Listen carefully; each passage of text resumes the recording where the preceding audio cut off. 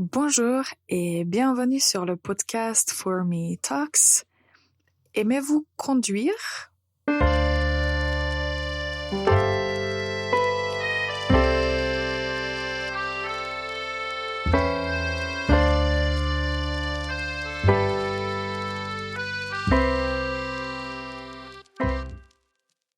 Bonjour et bienvenue pour ce nouvel épisode de For Me Talks. Le podcast For Me Talks est dédié à toutes les personnes qui veulent améliorer leur français. Moi, je m'appelle Ivana et je vais vous aider à vous améliorer en français. Alors, avant de commencer le sujet dont on va parler aujourd'hui, je voulais vous rappeler que les ateliers de conversation For Me Conversations sont maintenant gratuits jusqu'au mois de mai et si vous voulez participer aux discussions avec d'autres personnes qui parlent français, n'hésitez pas à vous y inscrire. Direction le site www.formelanguages.com et là, sur la page d'accueil, vous allez voir une partie qui est consacrée aux ateliers de conversation For Me Conversations. N'hésitez pas à vous y inscrire, les ateliers sont très intéressants. Je ne suis pas objective parce que c'est moi qui les anime, mais les participants qui ont déjà fait partie de 2 ateliers, ils ont dit que c'était très intéressant, ils étaient très satisfaits, donc n'hésitez pas à vous y inscrire et juste à utiliser vos connaissances en français d'une façon active. Alors maintenant, on passe tout d'abord à la faute de la semaine. J'ai une question que je pose assez souvent à mes étudiants. Peut-être que certains étudiants ont marre de cette question. Désolée. Je pose cette question souvent. Quel temps fait-il? Quel temps fait-il dans votre pays ou quel temps fait-il dans votre ville? Et il y a des étudiants qui me disent « il est froid ». Il est froid. Alors la faute ici, c'est que quand on parle de la météo en français, déjà dans la question on dit « quel temps fait-il ?» Donc quand on répond, on va aussi utiliser le verbe faire et on va dire « il fait froid ». Il fait froid. Ou bien il fait chaud, il fait mauvais, il fait beau. Donc avec tous les adjectifs qu'on peut utiliser pour décrire le temps qu'il fait, on utilise le verbe faire. Donc on dit il fait froid. Alors, au début, je vous ai posé la question concernant les voitures. Alors, le sujet d'aujourd'hui, c'est en fait la voiture et le vocabulaire autour des voitures et on peut dire la circulation. Nous avons déjà mentionné dans un de nos précédents épisodes quelques prépositions qu'on utilise avec les moyens de transport. Donc, un petit rappel, on va dire, par exemple, je vais au travail en voiture. Alors, quand j'ai préparé le contenu pour cet épisode, en fait, je me suis rendu compte qu'il y a pas mal de choses à dire concernant la conduite, la voiture et tout ce sujet. Donc aujourd'hui, on va juste commencer de parler de ça, mais j'espère que dans un de nos prochains épisodes, on va continuer parce qu'il y a pas mal de choses à dire et je ne veux pas vous donner beaucoup d'informations aujourd'hui parce que j'aimerais que vous appreniez quelque chose et pas juste de vous donner une grande liste de mots. Alors, pour aujourd'hui, la première chose que je voulais vous dire, c'est en fait à propos de la voiture.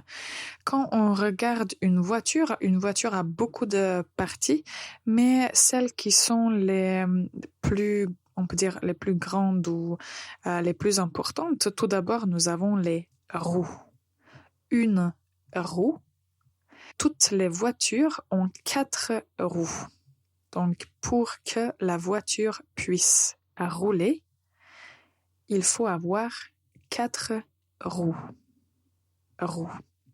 Il y a une chanson pour les enfants, les roues de l'autobus tournent et tournent. Donc, si vous avez des enfants et si vous voulez apprendre cette chanson, direction YouTube, les roues de l'autobus. Mais ici, on parle des voitures.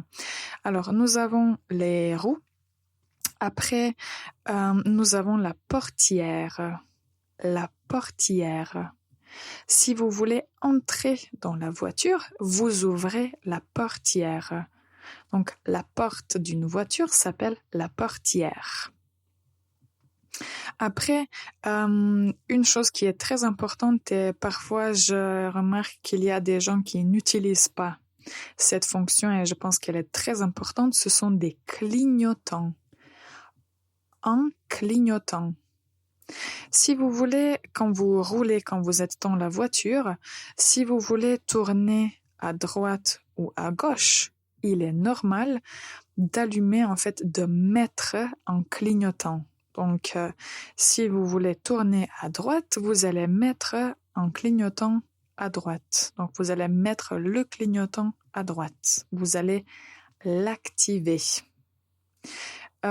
Comme je vous ai dit, j'aperçois que parfois il y a des gens qui ne mettent pas de clignotants et ça peut être dangereux. Donc, les clignotants, c'est très important. Alors après, juste à côté des clignotants, nous avons les phares. D'habitude, ils sont très importants quand on roule la nuit. Donc, il faut aussi mettre les phares pour qu'on puisse voir la route et d'autres véhicules. Alors après, je vous donne encore 2 mots à propos de la voiture. Si par exemple la voiture tombe en panne et vous allez chez un garagiste, il va ouvrir le capot. Le capot.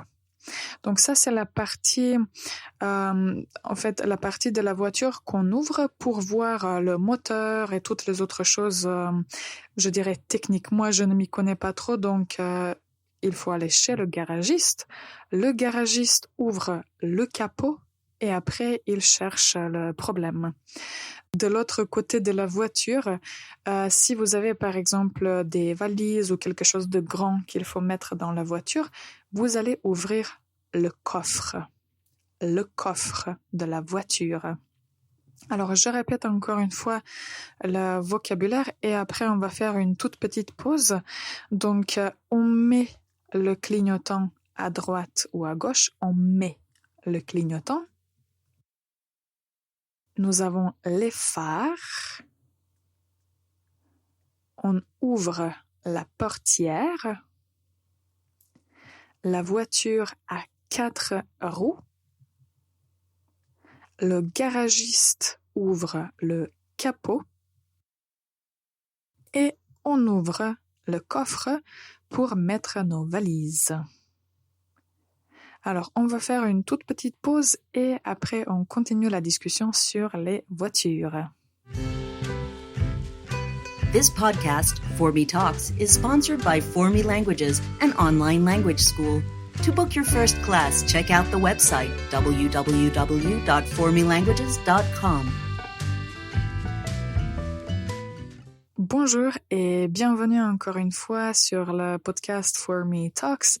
Aujourd'hui, on parle des voitures, mais comme je vous l'ai déjà dit, on va couvrir une toute petite partie parce qu'il y a tellement de choses à dire et il faut commencer petit à petit pour bien mémoriser le vocabulaire. Alors, nous avons mentionné le vocabulaire concernant la partie extérieure d'une voiture. Aujourd'hui, je voulais aussi vous donner quelques verbes qu'on peut utiliser avec les voitures. Un verbe que j'ai déjà utilisé, c'est le verbe rouler. Donc, on peut dire la voiture roule ou la voiture roule vite. Le verbe rouler, c'est un verbe du premier groupe, donc c'est pas difficile à conjuguer. De l'autre côté, nous avons le verbe conduire. Conduire. Donc, la voiture roule, la personne qui est dans la voiture conduit.